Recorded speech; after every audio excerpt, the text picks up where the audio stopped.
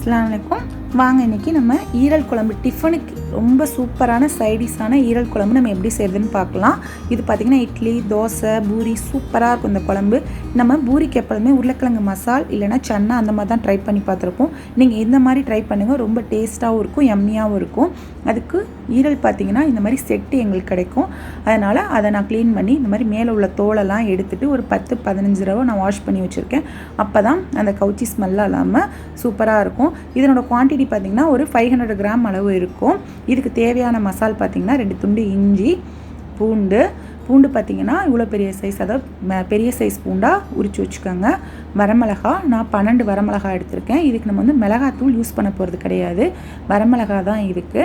அதனால் கொஞ்சம் காரம் வந்து கொஞ்சம் கூடுதலாகவே வச்சுக்கோங்க. இல்லைனா ஈரல் பார்த்திங்கன்னா கவுச்சி ஸ்மெல் அடிக்கும். அதனால் காரம் கொஞ்சம் இல்லை, உங்களுக்கு காரம் கம்மியாக வேணுனாலும் நீங்கள் அதுக்கேற்ற மாதிரி வச்சுக்கிடலாம். இப்போது இஞ்சியும் குட்டி குட்டி துண்டாக நறுக்கி போட்டுக்கோங்க. ஜீரகம் பார்த்திங்கன்னா நான் இந்த டீஸ்பூனில் தான் 1 டீஸ்பூன் அளவு ஜீரகம் எடுத்துருக்கிறேன். 1 டீஸ்பூன் மிளகு, அதே டீஸ்பூன்லேயே பட்டை ஒரு 2 துண்டு பட்டை, ஒரு 2 கிராம்பு போட்டு இது எல்லாத்தையும் நல்லா நைஸாக பேஸ்ட்டாக அரைச்சிக்கோங்க. குறை அரைக்க வேணாம், தண்ணி ஊற்றி நல்லா நைஸாக அரைச்சிக்கோங்க. இப்போ வெங்காயம் பார்த்திங்கன்னா 3 பெரிய சைஸ் வெங்காயத்தை இந்த மாதிரி குட்டி குட்டியாக நறுக்கி வச்சுக்கோங்க. 3 பெரிய சைஸ் வெங்காயம் கரெக்டாக இருக்கும். தக்காளியும் அது மாதிரி ஒரு 2-3 மீடியம் சைஸ் தக்காளியும் கட் பண்ணி வச்சுக்கோங்க. அதாவது 2 இருந்தால் போதும், மேக்ஸிமம் பெருசாக இருந்தால் 2 போட்டுக்கோங்க.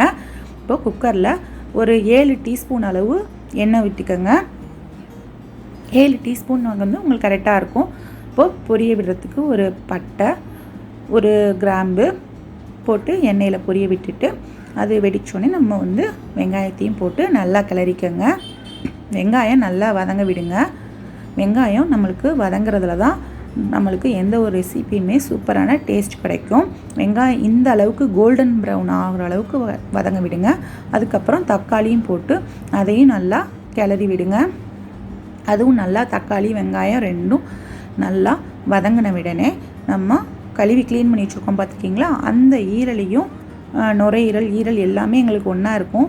அதனால் நான் அதை அப்படியே க்ளீன் பண்ணி, இன்னும் நீங்கள் அரிசி நம்ம கழுவுனோம் பார்த்திங்களா, அந்த தண்ணி அதில் கழுவுனிங்கன்னா எந்த ஒரு மட்டன் ஆகட்டும் சிக்கன் ஆகட்டும் எந்த ஒரு ரெசிபியுமே அந்த கவுச்சி ஸ்மெல்லே இருக்காது. அந்த மாதிரி இருந்தாலும் நீங்கள் கழுவி வச்சுக்கலாம். இப்போ போட்டு அந்த தண்ணி பார்த்திங்கன்னா ஈரல்லேருந்து ஒரு மாதிரி தண்ணி வரும். ஃபஸ்ட்டு அதை நம்ம ட்ரை ஆக்கிக்கலாம். நல்லா வதங்க விட்டு ட்ரை ஆக்கிக்கிட்டு அதுக்கப்புறம் மசாலா ஒவ்வொன்றா நம்ம ஆட் பண்ணிக்கலாம். பாருங்கள், இந்த அளவு அந்த ஈரலில் உள்ள தண்ணி பாருங்கள் பாதி நல்லா சுண்டிருச்சு. இந்த மாதிரி சுண்டணும். மேக்ஸிமம் ஒரு 5 மினிட்ஸ் நல்லா வதங்க விடுங்க. பாருங்கள், ஃபுல்லாகவே அந்த ஈரல்லேருந்து தண்ணி வெளியே வந்து அதுவும் ட்ரை ஆயிடுச்சு. அதுக்கப்புறம் நம்ம ஒரு 1/2 டீஸ்பூன் அளவு மஞ்சத்தூள் ஆட் பண்ணிக்கோங்க.